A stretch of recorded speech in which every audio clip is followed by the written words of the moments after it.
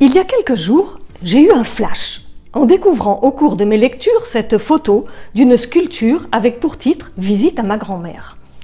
Grand-mère moi-même depuis peu, je découvre le bonheur de créer du lien avec mon petit-fils au fil du temps.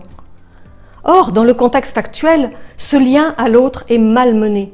Nous avons à respecter les gestes barrières et nos relations deviennent distantes, parfois même méfiantes, et elles se modifient peu à peu. En regardant ce petit enfant et cette femme, je me sens interpellée par leur attitude de chaque côté de la vitre. Je suis émerveillée par le regard d'amour qui les relie. Le petit enfant lève la tête vers sa grand-mère et sa grand-mère le regarde avec joie et tendresse. La vitre qui les sépare n'est pas un obstacle. L'amour réciproque qui les unit la traverse. Leur langage corporel montre qu'ils s'aiment. La grand-mère, assise, se met à la hauteur de l'enfant. Les visages s'approchent, se frôlent et les mains se tendent. Elles se rejoignent en face à face.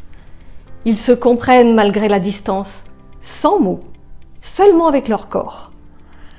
En cette période où nous souffrons tous de ne pouvoir serrer nos proches dans les bras ou simplement les embrasser, lorsque j'observe cette sculpture, je ressens que l'expression de douceur de cette femme invite à la patience, à une lenteur, à une plus grande présence à l'autre par le regard et par les gestes.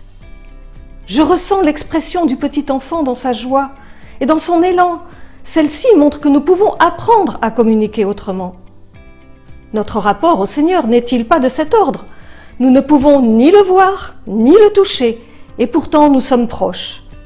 Alors pourquoi ne pas nous en inspirer dans nos rapports aux autres, en nous laissant illuminer par l'amour gratuit de toute rencontre?